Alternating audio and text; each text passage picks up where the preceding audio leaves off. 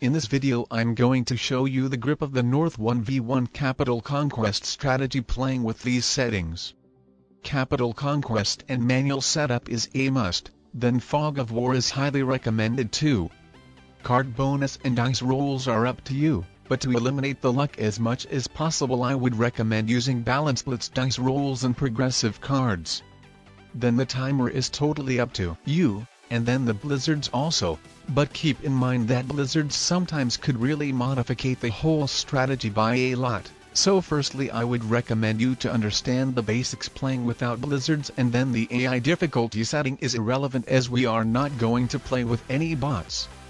One of the most important things after starting playing on a new map is to figure out what is the best territory to place your capital. On some maps it could be a few great different places, on some others it could be only one which is way better than the other ones.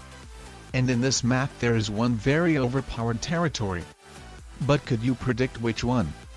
You probably know that usually the best place to put your capital could be on one of the border territories, so your capital would additionally work as a strong border to defend your continent, region or area, which gives you an additional amount of troops each turn as long as you can successfully hold it. All of the border territories I painted in the red color.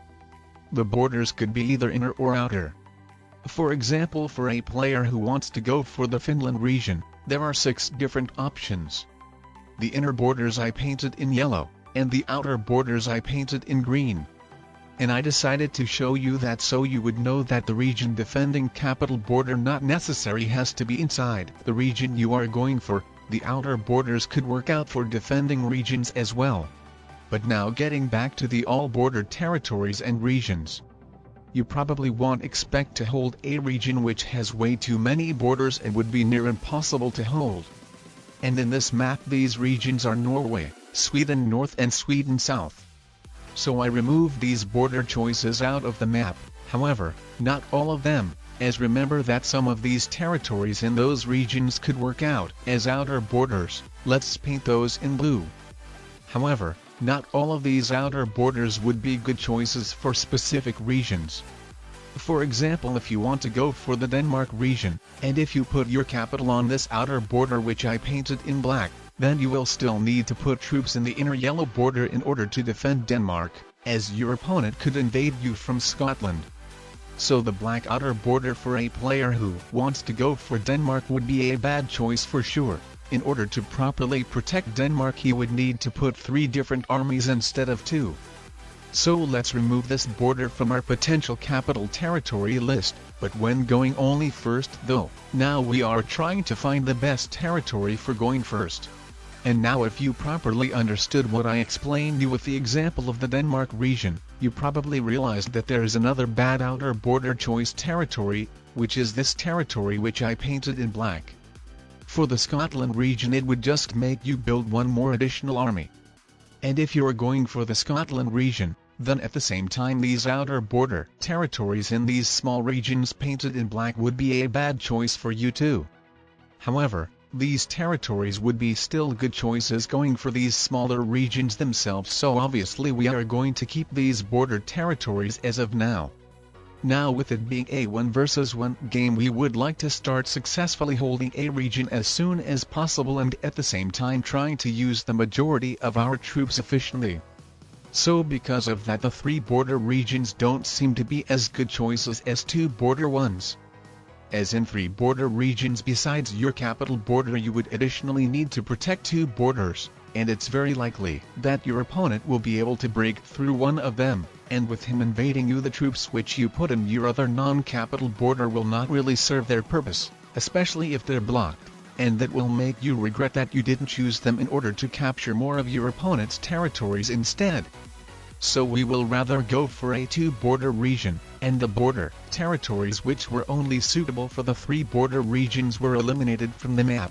Now these 2 blue outer territories which we still have left, would be better picks than those inner border territories behind them because they have more space and direction to attack and less likely to become blocked. But the catch is that if your opponent selects the inner border territory, then he will prevent you from going from that region, taking that region for himself. However, The blue outer territory between the Denmark and Northern Europe regions is good to that if your opponent selects the inner territory next to it in one region, then you will still be able to go for the another one. Then if you go for the Denmark region, the upper Denmark border territory is better than the bottom right one anyway, because of it having two different ways to attack and less likely to become blocked or more likely to get unleashed, so we eliminate that bottom Denmark territory from the list. Now with all those smaller region bonuses being around the same, it probably doesn't matter which we would like to go for when it comes to regional bonuses. So moving on to the next important point, we should prioritize the border territories which would be less likely to become blocked and more likely to get unleashed, so let's eliminate the territories which are the most isolated.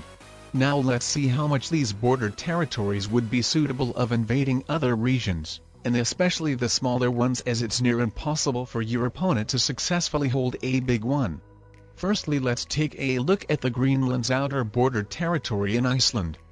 It only guarantees you to have the access to invade the Greenland region, which if you put your capital on this outer border you will be going for yourself, so the capital here won't guarantee you to have an access to invade any other opponent's region once your capital gets blocked, any other than the Greenland region, which you want to go yourself since you put your capital on this outer border.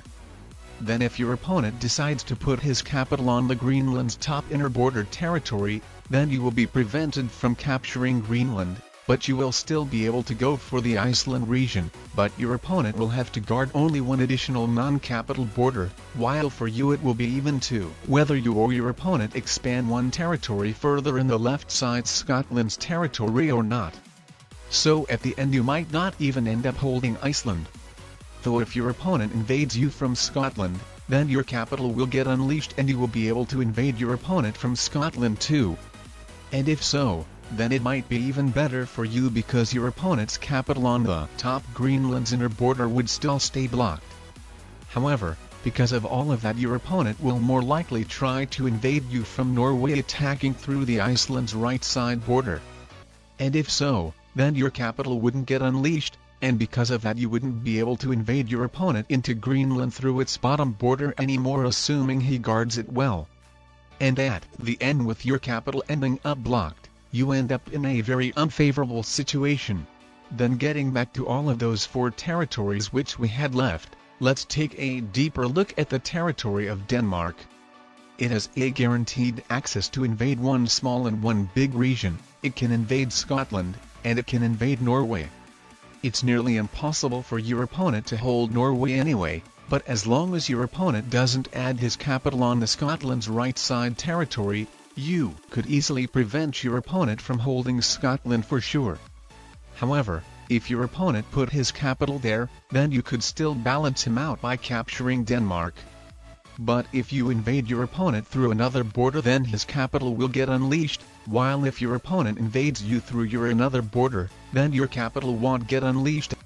And if you already blocked your way to go with your capital to Norway, then a lot of your troops will just stay blocked, putting you into a very disadvantageous situation. So getting back to these four territories which we had left, how about the outer border territory in Sweden South? It has access to invade small regions, the region of Denmark and the region of Northern Europe. And like mentioned, if your opponent put his capital on the one of those small region bordering territories, then you would still be able to go for another region. So if your opponent put his capital on this brown territory of Denmark, then you can capture Northern Europe, and if your opponent put his capital on this brown territory of Northern Europe, then you can capture Denmark. The Northern Europe player could expand further to Finland and get 6 extra regional troops combined, and the Denmark player could expand further to Scotland, getting 5 extra regional troops combined. However, for both of these players are unlikely to properly guard their second regions with having even 3 borders to guard. Also, if you just try to hold only one region having only 2 borders to guard, whether you go for Northern Europe or Denmark, then with your opponent invading you through another border, your capital army wouldn't get unleashed. And also, if you already blocked your capital's way to go straight to the upper Sweden South, then your capital troops will be completely blocked and you won't be able to capture a lot of territories in comparison if your capital army wouldn't be blocked. So getting back to these 4 territories which we had left, let's talk about the left side Scotland territory, which I will say is the best capital territory choice from all of the territories on the map. It guarantees you to invade 2 small regions and 1 big region, the region of Norway. It would be nearly impossible for your opponent to hold anyway, but it is really beneficial to be guaranteed to invade the Greenland and Iceland regions, as they could very likely be your opponent's region peaks. Your opponent could potentially decide to put his capital on one of these bordering territories though. But if your opponent puts his capital on this brown territory of Greenland, then his capital will very fastly get blocked after his 1 capital army's move, and you could invade him through another border keeping his capital blocked, while if your opponent invades you through another border, then your army gets unblocked. So your opponent could decide to put his capital in this bordering brown territory in Iceland, which with you invading Iceland through another border, unfortunately your opponent's capital would get unleashed, no matter whether you would invade your opponent through Greenland or Norway. But your opponent needs to guard even 2 additional borders while you only need to guard 1, so it's better for you. Your opponent could try to expand to Greenland, but he would still need to guard 3 borders, and with your capital bordering the bottom Greenland's army, you would always have a good accessibility to invade it. Your big capital army should always be able to invade it even if your opponent adds some more troops. While if you from Scotland expand to Greenland, then if your opponent has the left side Iceland territory captured, then his capital army won't be accessible to invade you. And most importantly, you don't need to unleash your opponent capital through that side, as you could invade your opponent through the Iceland's right side border. And if your opponent doesn't get a lot of troops in his turn, then he might end up failing to invade you or won't be able at all. And to make it harder for your opponent, you will obviously in the same turn capture Scotland as well, or if it's suitable you might even capture Denmark as well. And if your opponent's capital army is blocked, then with your opponent needing to do the troop splits, very likely you could end up holding 1 of regions even if they're very poorly guarded, or sometimes might not even guarded at all. Then if your opponent decides to put his capital on the right side Scotland territory next to your capital to prevent you from capturing Scotland, then you will get a very good opportunity to try expanding to Greenland and Iceland, having only 1 non-capital border to guard them, and it's just insane. Your opponent has the ability to try expanding to Denmark, but then he would need to guard even 2 non-capital borders while keeping his capital army relatively big, so you couldn't easily crush it. So that's very unlikely he would be able to successfully hold Denmark, but even if he somehow does, then he would just be basically balancing out yours Greenland. You would probably quickly expand to Iceland and take over the advantage.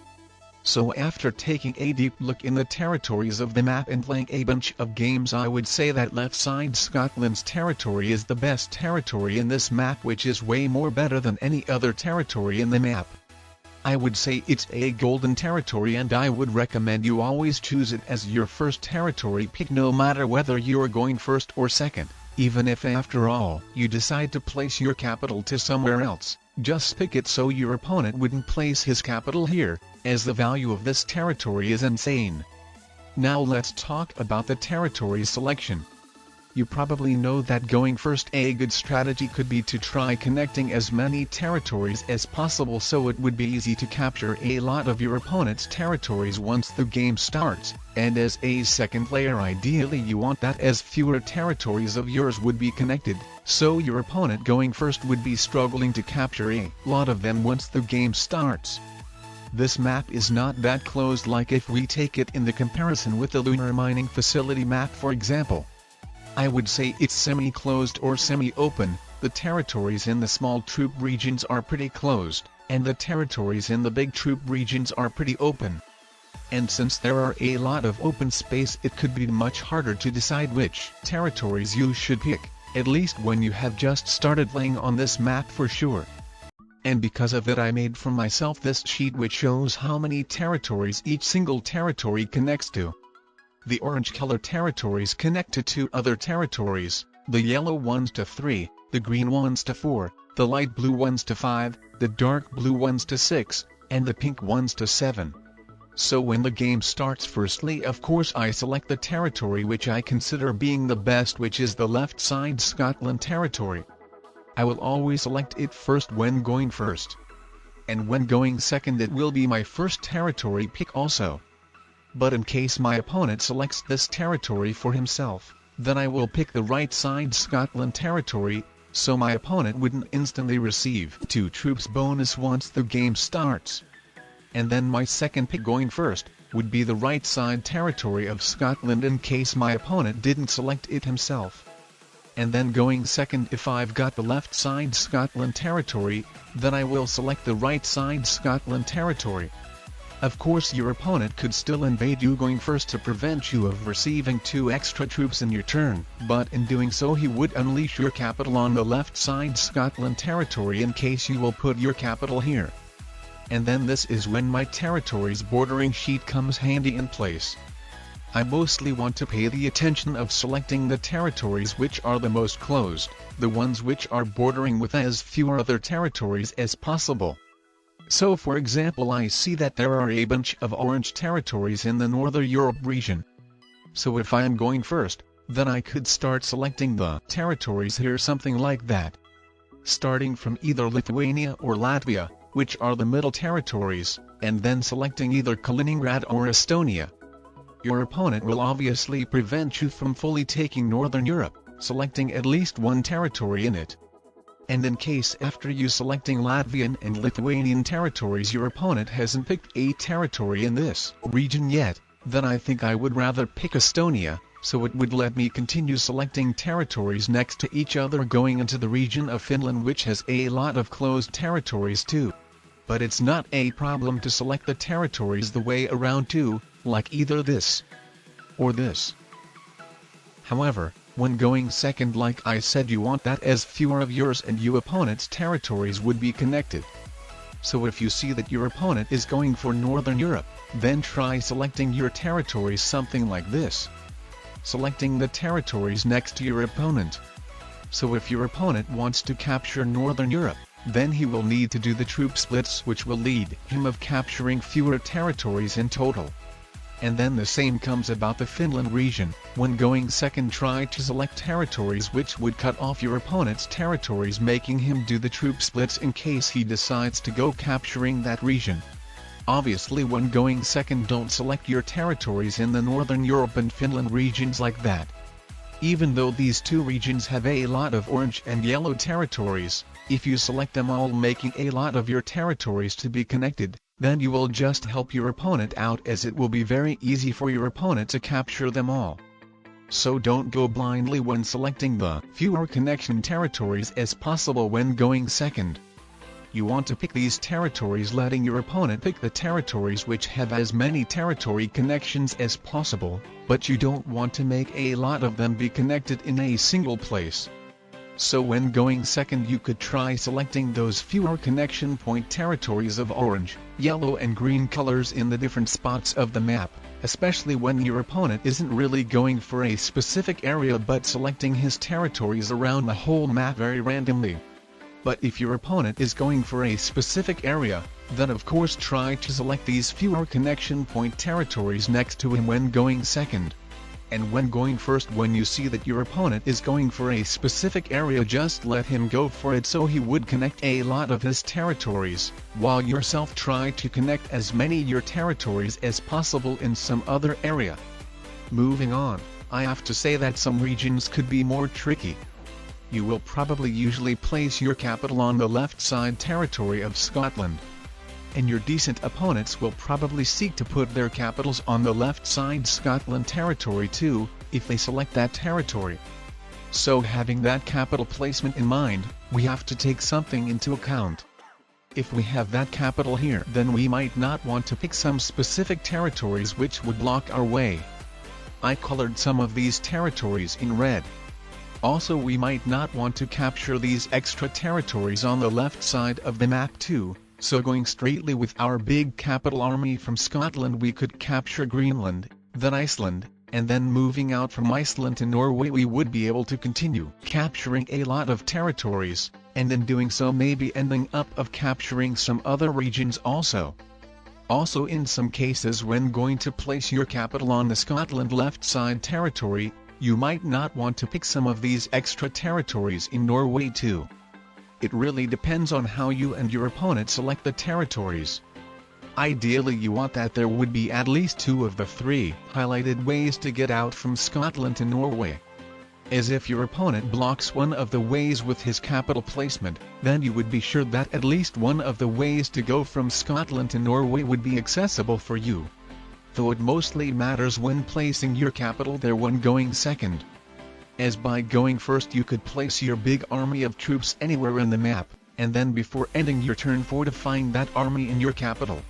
When going first sometimes it could be even good to pick those 2 territories covered in red, so you would be sure that your opponent doesn't place his capital in one of these 2 territories which would be next to you. There are of course 2 more territories which are next to you. But if your opponent going second doesn't want you to get 2 extra troops immediately for having Scotland, then obviously he will immediately pick the right side territory of Scotland as his first pick covered in green. And if your opponent decides to place his capital in the bottom territory of Greenland covered in yellow, then after attacking with his capital army once, he will end up having his capital blocked, which will never be unleashed from the other side by you. As to invade your opponent into Greenland you only need to capture the top territory of it which wouldn't unleash your opponent's capital army from that side. So more likely your opponent at first will consider placing his capital in this green territory, which you could force him to make it blocked with your territory selection. And if your opponent didn't end up selecting these territories in red, then he will not have a good place to put his capital to which would be bordering your capital. I mean he could still decide to place his capital on the yellow or green territories, but not putting all of his troops there. He could potentially make the troop splits instead of placing all of his troops in one territory. But then at the same time he would need to be careful, as if he leaves his capital with just a few troops, then it could become even worth for you to capture that opponent's capital immediately. Now let me show some actual gameplay examples on how to possibly counter the left side Scotland capital territory strategy. So far I find it the best to put your capital on one of the bordering territories, so you would be able to blitz your opponent's capital and have the chances to win, rather than putting your capital to somewhere else getting it blocked and not having even a slightly chance to win by a capital's blitz rule. So anyway, this is a gameplay example which was played in pass and play mode with both of the players being controlled by me. As the red player I predicted that my opponent could pick the Norway bordering territory next to me, so I just put my capital there while putting my troops to the other place. As you can see I put some troops in the Finland region, which gives me access to attack Green's territories in 2 different directions, so in case Green would put his capital somewhere around blocking one way, then I would still be able to capture the territories in the other side. And then I put some troops in the Greenland region as I'm planning to capture it, and then even might hold it if lucky enough. So anyway, I captured a lot of territories and at the end I fortified my bigger army into my capital. Now as the second player I decided to add my newly gotten troops to the Greenland bordering territory of Iceland to invade red into Greenland. And then with my biggest capital army I captured a bunch of territories which at the same time let me capture some areas which will force the opponent to invade them. And then of course fortifying my troops back to my capital. Then as the red player I captured the Scotland region, only splitting 3 troops on the captured territory, and then with my biggest army going into Iceland to invade it, and then of course not forgetting to invade the Sweden North region too, and at the same time capturing some extra territories to increase the territorial troop bonus of mine, and decrease the territorial troop bonus of my opponent. Then as the green player added the gotten troops into my capital's army and with it went to invade red into Scotland since I was accessible to do it. The way wasn't blocked for me. Then as the red player since my capital's way to go to Greenland was unleashed, I decided to capture Greenland. Then of course I was able to capture Iceland too, but since I knew that it was the 3rd round and my opponent going second could decide to immediately blitz my capital I decided to prioritize my capital's safety and not go for it. Then as the green player I saw that there is only 37% chance to blitz my opponent's capital successfully, and because of it I decided not to risk it, and what I did is invaded red into his region. Then as the red player I decided to capture and try properly guarding Greenland. And then I recaptured Scotland too, so it basically guaranteed me to at least hold one of them in case of my opponent not having a set. Then as the green player I saw that my capital ended up blocked and realized that if I don't take the capital's blitz roll now, then every next turn chances to crush my opponent's capital would be lower and lower, assuming my opponent wouldn't be dumb enough to overexpand. So anyway, there was a 63% chances blitz roll which gave me more chances to win over red, since it being over 50%, and with me taking it very successfully I won the game as the green player. Now let me show why the left side Scotland territory could be much more better when it comes to the expanding possibilities than other border capital territories somewhere far away, showcasing a gameplay example against a real player. As you can see my good territory selection of trying to connect a lot of territories going first let me capture a bunch of regions, and then since the red player's capital's army troops was blocked from invading Iceland, I decided to leave some troops on that border to guard it. The red player failed to invade, meaning that I will end up receiving the Greenland's and Iceland's troop bonuses if the red player doesn't break through my capital. And he didn't. Getting to my capital he became very low on troops and the game was immediately lost for him. Now let me show how I easily took over the advantage against the player who put his capital in the bottom territory of Greenland. In his turn he ended up capturing the Greenland, Denmark and Northern Europe regions.